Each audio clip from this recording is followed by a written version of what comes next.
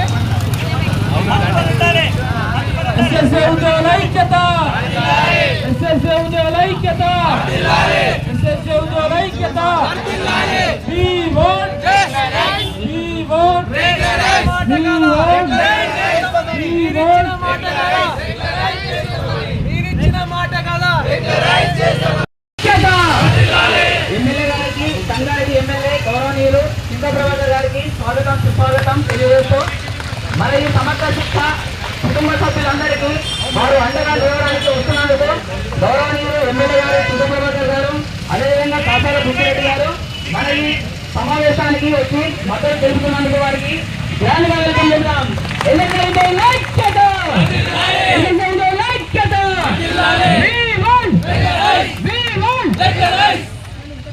అందరికీ నమస్కారం అన్న. విషయం ఏంటంటే పోయినసారి మేము ఇక్కడే 22 రోజులు దీక్ష చేయడం జరిగింది. 33 జిల్లాలలో దీక్షలు చేస్తే అంతకుముందు పిసిసి అధ్యక్షులుగా ఉన్న రేవంత్ రెడ్డి గారు మా వరంగల్ జిల్లాలోని ఏకశిల పార్కు దగ్గరకు వచ్చి దీక్ష చేస్తున్న మా స్థలానికి వచ్చి ఆయన ఏమన్నారంటే అంతకుముందు ఏమన్నారంటే వారు పిసిసి అధ్యక్షుని హోదాలో ఇప్పుడున్న ముఖ్యమంత్రి గారు ఏం చేయలేకపోతున్నారు కాబట్టి మేము అధికారంలోకి వస్తే ఖచ్చితంగా మీకు రెగ్యులరైజేషన్ చేస్తాం, మీరు అనుకున్న సమస్యలన్నీ సాల్వ్ చేస్తాం, మీ సమస్యలు పెద్ద సమస్యలు కాదు, టీ తాగే సమయంలో నేను పిలిచి మాట్లాడతాను, మేము అధికారంలోకి వస్తామని చెప్పడం జరిగింది. మేము అదే ముఖ్యమంత్రి గారికి ఈ ధర్నాను ఉద్దేశించి వారిచ్చిన మాట ప్రకారమే మేము ఈరోజు 33 జిల్లాలుగా దీక్షలు చేస్తున్నామన్నా. మేము ఏమంటున్నామంటే ఎవరైతే హామీ ఇచ్చారో ఈరోజు వారే ముఖ్యమంత్రి గారు. ఇంతకుముందు కూడా చాలాసార్లు రిప్రజెంటేషన్ ఇచ్చినాం, కలిసాం, వారికి కూడా కలిసినాం. అయినప్పటికీ వారు హామీని నెరవేర్చకపోతే ఇందిరా పార్కు దగ్గర 33 జిల్లాలలో అందరం వెళ్ళి అక్కడ ధర్నా చేయడం జరిగింది. ఆ రోజు చెప్పినాం, అయ్యా ముఖ్యమంత్రి గారు మీరిచ్చిన హామీ మేరకు మేము ఈ రోజు వచ్చి ఇక్కడ ధర్నా చేస్తున్నాం, మీరు ఖచ్చితంగా ఒక 15 రోజులు మీకు సమయం ఇస్తున్నాం, ఆ రోజు వరకు మీరు స్పందించకపోతే 33 జిల్లాలలో మళ్ళా దీక్షలు చేస్తామని చెప్పడం జరిగిందన్న. అదేవిధంగా ఈరోజు ఆ హామీని నెరవేర్చమని ఈరోజు దీక్షలు చేస్తున్నాం. దానిలో భాగంగా మా సంగారెడ్డి జిల్లాలో కూడా ఇలా అందరం సమగ్ర శిక్ష ఉద్యోగం అందరం కూడా 750 వరకు ఉంటాం, అందరం ఈరోజు ఇక్కడ దీక్షలో పాల్గొంటున్నామన్న. కాబట్టి మీరు గౌరవనీయులు ఎమ్మెల్యే గారు కాబట్టి ఈ రోజు రేపట్లో అసెంబ్లీ సమావేశాలు ప్రారంభమవుతున్నాయట. ఖచ్చితంగా 16వ తారీఖు నుంచి మా సమస్యను ఖచ్చితంగా లేవనెత్తండి, మాకు న్యాయం జరగాలన్న. మా తరఫున మీరు అసెంబ్లీలో కొట్లాడి ప్రభుత్వాన్ని నిలదీయండి. సీఎం గారు ఇచ్చిన హామీని తప్పకుండా నెరవేర్చే విధంగా మీరు మా తరఫున కొట్లాడతారని ఆశిస్తున్నామన్న. ఈ సమావేశాన్ని ఉద్దేశించి గౌరవనీయులు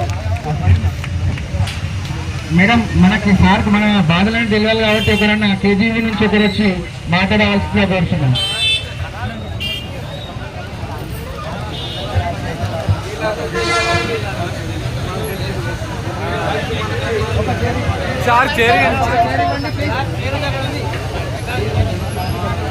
నమస్కారం. మేము ఇక్కడ సమగ్ర శిక్షణ 16 సంవత్సరాల నుంచి అందరూ ఎలక్ట్రిక్ చేసిన వాళ్ళను టెస్ట్ క్వాలిఫైడ్ వాళ్ళు అని అంటారు. అందరూ గవర్నమెంట్ అనేది ఇప్పుడు స్కీమ్ అని మాట్లాడతారు, 60-40% అన్నారు. మమ్మల్ని దాంట్లో ఏంటి గవర్నమెంట్ అంటే ఇప్పుడు ఇదే సెంట్రల్ దాంట్లో విలీనం చేయండి, లేకపోతే స్టేట్ దాంట్లో విలీనం చేయండి సార్. ఇప్పుడు గవర్నమెంట్ ఎక్స్టెన్షన్ వాళ్ళు మేమేం పాపం చేస్తున్నాం చెప్పండి సార్. ఇంత ఎడ్యుకేషన్ క్వాలిఫైడ్ పర్సన్స్ ఉంది కూడా ఇప్పుడు ఇది స్కీమ్ అంటే స్కీమ్ అంటే స్కూల్స్ అంటే ఇప్పుడు అదంటే ఇది తీసేయలేదు సార్, మేము చేయట్లేదు, వర్క్ చేయట్లేదు చెప్పండి. థ్యాంక్ యూ సార్, మీరు కొంచెం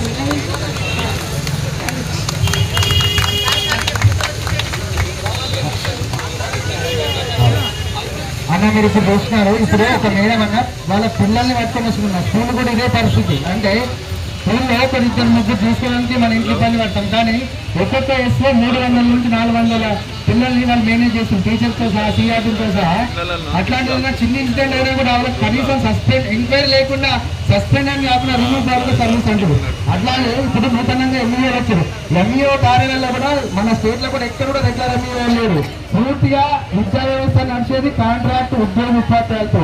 డిపిఓ నుంచి స్కూల్ వరకు అడ్మినిస్ట్రేషన్ డిపార్ట్మెంట్ ఉన్నది మన డిపి లెవెల్లో, తర్వాత మండల స్థాయిలో, స్కూల్ స్థాయిలో కూడా పూర్తిగా కాంట్రాక్ట్ వ్యవస్థలు. ఇట్లా అట్లీస్ట్ ఇక్కడ కేజీలలో కూడా మన రిజల్ట్ చూస్తుంటే 100% ఉంటుందన్న. రెగ్యులర్ ఉపాధ్యాయుల కంటే ఎక్కువ పనిచేస్తారు. ఒక్కొక్క ఎస్ఓ కానీ సిఆర్టీ కానీ 24 hours డ్యూటీ కూడా నైట్ టైంలో కూడా లేడీస్ అని జరగకుండా వాళ్ళు నైట్లో పనిచేస్తారన్నా. ఇప్పుడు ముఖ్య కారణం ఏంటి అని అంటే రెగ్యులర్ ఉపాధ్యాయులతో పాటు వీళ్ళకి ఇచ్చే బెనిఫిట్స్ ఇచ్చినా వీళ్ళు సంతోషాలు. కానీ కనీసం ఒక క్లాస్ టీచర్ కానీ, ఆర్ట్ టీచర్ కానీ ఇట్లాంటి వాళ్ళు కూడా ఉంటారన్న 7,000 జీతంతో.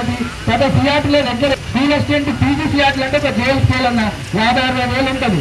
ప్రిన్సిపల్ ఎక్కువ అంటే ప్రిన్సిపల్ కానీ వాళ్ళకి 35,000 అన్న. ఇట్లాంటి పరిస్థితులు కాబట్టి వాళ్ళందరూ కూడా ఎవరు ప్రోత్సాహం లేకుండా మన జిల్లాలో కూడా 22 kgs ఉంటే 22 kg వాళ్ళు పిల్లలు ఇచ్చేలాగా అడుగుతున్నాం సార్. మా పరిస్థితి గురించి మీరు మా తరఫున మన రేవంత్ రెడ్డి సార్ గారు కూడా లాస్ట్ ఇయర్ చెప్పారు, ఈ తాగినంతసేపు మీకు చేస్తామని. మళ్ళీ ఒక మహిళ బయటకు వచ్చిందంటే మా పరిస్థితి మీరు అర్థం చేసుకోండి. ఎందుకంటే ఒక మహిళ రాణించింది అనుకోండి, అది దేశం బాగుపడుతుంది, ప్రపంచం బాగుపడుతుంది అంటున్నారు. ఈరోజు మహిళలు రోడ్డు మీదకి వచ్చారు సార్. మా బాధలు మీరే అర్థం చేసుకోండి. ఎంత కష్టపడుతున్నామంటే ఒక స్కూల్లో ఏ ప్రమాదం జరిగినా మా మీద జరుగుతుంది. మీరు ఆలోచించి మీకు ఒక మనస్ఫూర్తిగా వేడుకుంటున్నాం సార్. మా తరఫున అసెంబ్లీలో మాట్లాడి మా సమస్యలు లేవనెత్తండి సార్. మీరు అనుకుంటే సార్ గత సంవత్సరం కూడా చేశాము, హామీ ఇచ్చాను. అయినా కూడా ఈ సంవత్సరం కూడా మాకు హామీ ఇచ్చి మేము గవర్నమెంట్ కన్నా ఎక్కువ సేవ చేస్తున్నాం, 100% రిజల్ట్ చేస్తున్నాం సార్. మా పరిస్థితిని అర్థం చేసుకొని కన్నీళ్ళతో వేడుకుంటున్నాం సార్. మీరు అనుకుంటే నెరవేర్చగలుగుతారు సార్. జై హింద్ సార్. ఇంకెవరైనా మాట్లాడతారా? మనోళ్ళు వస్తారు. అయితే ఇంకొక విషయం కూడా చిన్న కరెక్షన్ ఏంటంటే, మీకన్నా ముందు పోయిన సంవత్సరం ఎమ్మెల్యేగా ఉన్న జగ్గారెడ్డి గారు మేము ఇదే డీటెయిల్ చేస్తుంటే వచ్చి ఇక్కడ మా వాళ్ళతో సేమ్ మాట్లాడించడం జరిగింది. ఇక్కడ వారు హామీ ఇచ్చారు, ఖచ్చితంగా మేము అధికారంలోకి వస్తే నా మాట వినని వారు ఎవరు ఉండరు మా పార్టీలో, కాబట్టి నేనే ఉండి మీ సమస్యలు నెరవేరుస్తామని జగ్గారెడ్డి గారు కూడా చెప్పడం జరిగిందన్న. Thank you. కూడా ఇదే కలిసికట్టుగా ఉండి పోరాటం చేయాలి. మీ ఎంత బీఆర్ఎస్ పడుతుంది, మీ బీఆర్ఎస్ పడుతుంది, మీ సమస్య పరిష్కారం అయ్యేంత వరకు కూడా మరి మేము మీతో ఉంటామని చెప్తా ఉన్నాం. మరి కాంగ్రెస్ వాళ్ళు చెప్తానికి వచ్చి అయ్యా మరి ముందుగా వాళ్ళే ఉన్నారు కదా అంటారు. 10 ఏళ్ళు ఎంత చేసుకున్నాం మీ అందరికీ తెలుసు, ఆత్మసాక్షిగా తెలుసు. మరి అమ్మటాటలకు ఏం చేసినాం, రైతులకు ఏం చేసినాం 10 సంవత్సరాలలో అన్ని విషయాలు మీ అందరికీ తెలుసు. అన్ని ఒకసారి కాకపోవచ్చు, అంతరంతలో వేసుకున్నాం ఆలోచుకొని ముఖ్యమంత్రి కేసీఆర్ గారు ఉన్నప్పుడు చాలా సమస్యలకు పరిష్కారం మనం చేసుకున్నాం. నోటిఫికేషన్ కూడా అప్పుడే ఇస్తున్నాం, ఉద్యోగాలకు కూడా అవన్నీ కూడా పత్రాలు ఇస్తున్నాడు వల్ల మరి మీకు కొంచెం ఎంతవరకు అవ్వచ్చు, తప్పకుండా అడిషన్ చెప్పిన విధంగా పోరాటం చేస్తాం. కాంగ్రెస్ పార్టీ మెడల్ వస్తాం. అసెంబ్లీలో అన్నవాళ్ళు మాట్లాడతారు, బయట మీకు ఏ ఇష్యూ ఉన్నా ఏం చేస్తే అరెస్ట్ చేసినా పోలీసులు వచ్చినా మీ మధ్యలో మేము కూడా ఉంటాం, కార్యకర్తలు అందరం కూడా సపోర్ట్ చేస్తామని చెప్పిన ఈ సందర్భంగా హామీస్తూ ఈ అవకాశం పట్టుబాటు పోవద్దు.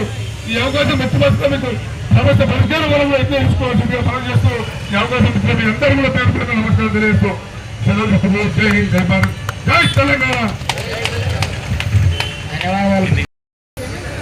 ఎన్ని అబద్ధాలు కావాలో దానికి మూల్యం కూడా ఖచ్చితంగా చెల్లించాల్సిన ఇస్తుంది.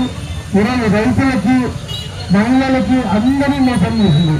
మోసం చేయని వాళ్ళు ఎవరైనా మిగిలింది అంటే వాళ్ళు పుణ్యం చేసుకుంటే అందరినీ కూడా మోసం చేసి ఈరోజు అధికారానికి వచ్చి మనుషులు చూపిస్తా ఉన్నారు. ఈరోజు ఏతులు ఎక్కువ పని తక్కువ అనే రకంగా ఏతులు మాట్లాడి అందరినీ కూడా మభ్య పెడతా ఉన్నాడు. ఖచ్చితంగా మీరందరూ కూడా మీ అభిప్రాయాలు ఏకాభిప్రాయం నుంచి మీరు కలిసి ఉండాలి, కలిసి ఉంటే నిలిచింటారు కాబట్టి, విడిపోవద్దు, విడిపోతే పడిపోతారు కాబట్టి ఎట్టి పరిస్థితుల్లో మేము మీకు అండగా ఉంటామని తెలియజేస్తూ మీకున్న సమస్యల పరిష్కారానికి మీరు అవకాశం మీ చేతుల్లో ఉంది. ఖచ్చితంగా మీ ప్రభుత్వానికి తగిన బుద్ధి చెప్పే అన్ని కూడా సమస్యలు మీ చేతుల్లో ఉంటాయి. మరియు ఎమ్మెల్సీ ఎన్నికల్లో ఆ సత్తా చాటుకోవాల్సిందిగా మిమ్మల్ని చేరుతూ ఏదైనా అసెంబ్లీ సాక్షిగా ఖచ్చితంగా పోరాటం చేయటమే కాకుండా మీకు తోడై ఉంటాం, మీకు అండగా ఉంటాం. ఎవరైతే మీ గతంలో మాటిచ్చిందో ఖచ్చితంగా వాళ్ళని నిలబడే ప్రయత్నం చేయండి. మేము మాత్రం ఎట్టి పరిస్థితుల్లో మేము తోడే ఉంటాం. ఎందుకంటే ఆ రోజు చెప్పింది కేసీఆర్ను గద్దెదించండి, మీ సమస్యను పరిష్కారం చేస్తామని. మరి ఈరోజు ఆయన్ని వచ్చింది మధ్యలో ఎప్పుడు కూడా మీరు ఇబ్బంది పెట్టలేదు. 1 సంవత్సరం కాలం టైం ఇచ్చింది. మరి సంవత్సర కాలంలో ఆయన చేసింది ఏమిటి అనేది కూడా మీరు ఒకసారి ఆలోచన చేయండి. మరి విజయోత్సవాలు చేసింది, ఏమంతా ఘనకార్యం చేస్తుందో మరి మాకు కూడా అర్థం కాలేదు, మీకు తెలియాలి. మరి ఏం విజయోత్సవాలు ఆ దేవుడు తెలిసి. మరి ఈ సందర్భంగా మీరందరూ ఏదైతే నమ్మకంతో ఏదైతే ఆశతో మమ్మల్ని పిలిచినారో ఖచ్చితంగా 16వ తారీఖు నుంచి అసెంబ్లీలో ఏ రోజు అవకాశం దొరికినా అర్జున్ అసలు చేసినా సరే మీ సమస్యల పరిష్కారానికి ఖచ్చితంగా మేము ఉంటామని చెప్పి తెలియవచ్చు. తెలియదు మీరు అసెంబ్లీ ఒక సస్పెన్షన్ అని కాకుండా డైరెక్ట్ యూనిఫామ్ సర్వీస్ అంటే ఎలాంటి ఎంక్వైరీ లేకుండా అంటే కాంట్రాక్ట్ ఉద్యోగి అని వారిని మామూలుగా పనిచేసి వదిలిన వాళ్ళ లేబర్ వాళ్ళగా చూస్తారు కాబట్టి అట్లాంటిది వదిలేసి మమ్మల్ని పిలిచి చర్చలకు పిలిచి మమ్మల్ని మీరు ఇచ్చిన హామీ నెరవేర్చి తొందరలో మాకు మంచి విషయం చెప్తారని, నూతన సంవత్సరం లోపల మంచి విషయం చెప్తారని కోరుకుంటూ సీఎం గారిని వేడుకుంటున్నాను. ధన్యవాదాలు.